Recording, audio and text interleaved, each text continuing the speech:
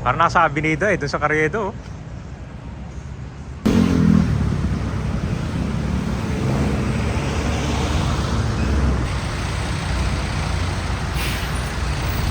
Ito yung Pasig River Esplanade Phase 4 papunta sa Arroceros Park. Diba, tingnan mo kung gaano kaganda na. Dati, sobrang dilim dyan.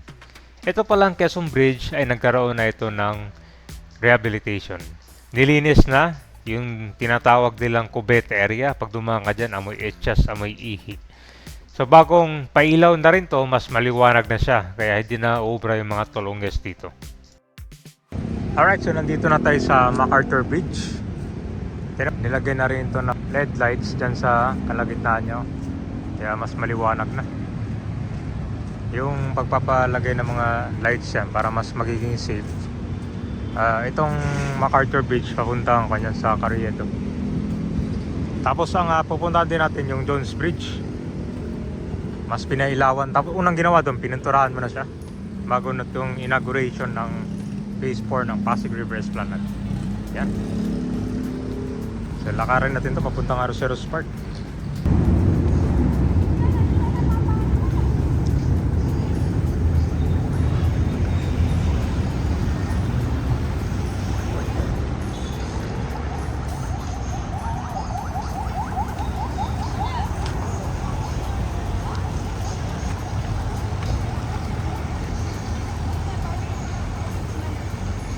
So kita mo yung Jones Bridge, kita mo yung Quezon Bridge ka ba? Yung ganyang kaliwanag na. Grabe. Para kang nasa Avenida doon sa Carriedo. Ito yung puno ng mga barong-barong dati. Ay nga na. Hindi mo kalain yung squatter area. Ganyang kaliwanag na.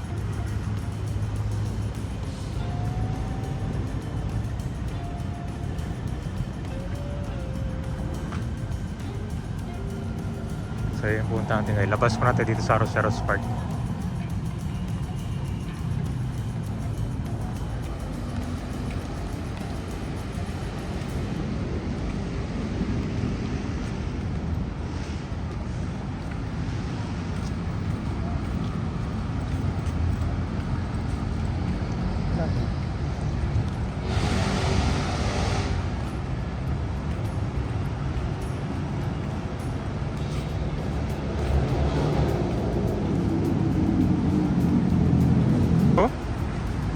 Grabe liwanag Dito pa lang sa kanya na, Pasig River.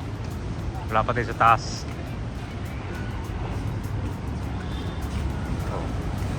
Ang ganda no? Parang kanya tayong dinagang ilaw per row, 4. May mga forma yung mga tulunggis yan. Yung kaliwanag.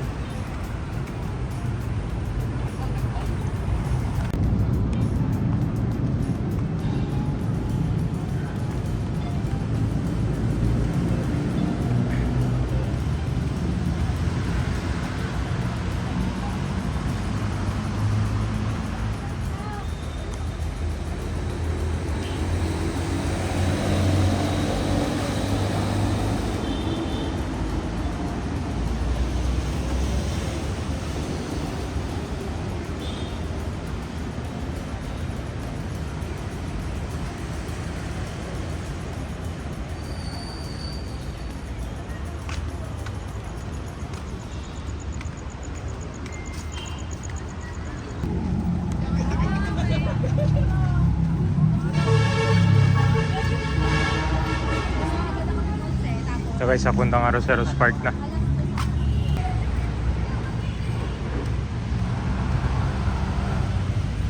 So extended na tong Arroceros Park.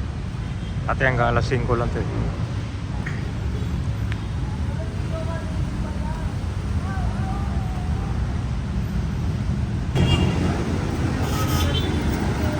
Yes, dito na tayo. Punta tayo ng Quezon Bridge.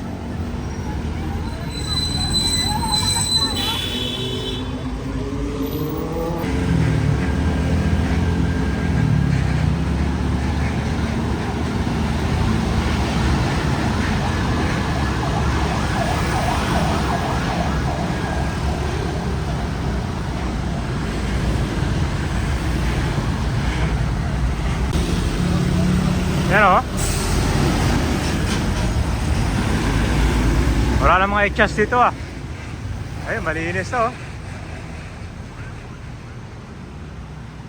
Wala nang exhaust pero amoy ang pangi pa rin.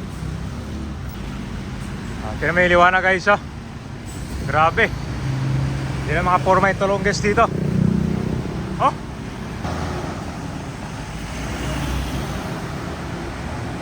Ito yung bagong pintura.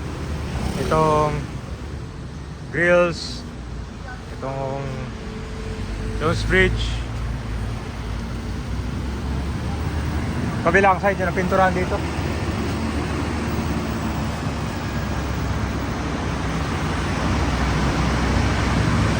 Sa kabilang.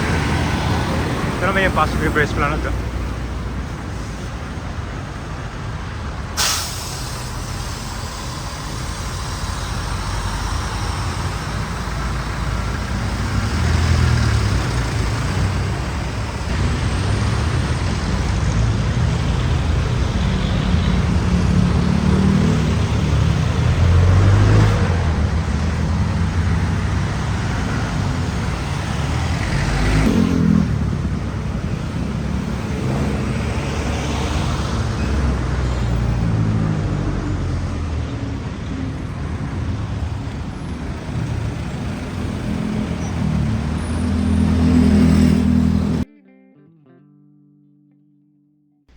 Papunta na tayo ng Quiapo, Manila. Malaki pagbabago talaga dito malapit sa Arroceros Park papunta dyan sa Quezon Bridge. Itong dating Arroceros Park, sobrang dilim lang yan. Pag dumaan ka dito, puro mga basura at kalat na yung makikita mo dyan eh. Pero nung pagka upo talaga ni Yorme, pina-redevelop yan dyan. Yung sa ilalim ng LRT hanggang dun sa may loob ng Arroceros Park. Kaya pag namasyal ka dito, papunta sa Arroceros Park via Pasig River Esplanade, makikita mo talaga na mas maliwanag at mas magandang pasyalan na siya ngayon. So ito po yung sa Quezon Bridge, diba? Tingnan mo yung liwanag oh. Dati kasi sa madilim yan, yung mga tulongges dito rin pumipwesto yan. Kasi pag traffic dito, dyan nila tinatarget yan, lalo na yung mga truck dyan, yung mga madalang mga bakal. Dito yan, no? Tingnan mo yung liwanag eh, no? Ilan tong ilaw to? Ako niya dalawa per lane, so apat to lahat. Talagang kitang-kita yan dyan, kahit tao maglalakad.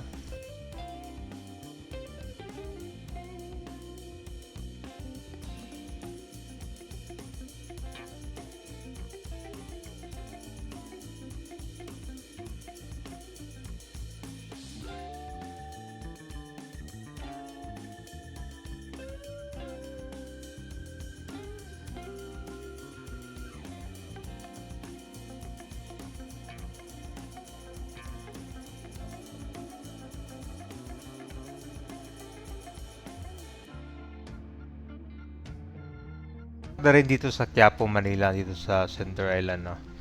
So, kapansin-pansin mo dito, mas maayos, lalo na yung sa sidewalk. Dati kasi yung mga basura dyan ang iniiwan. Alam mo yung bago pagkaupo ni Yorme dito, siguro mga 3 days yata. Yung basura dito sa Manila nagkalat.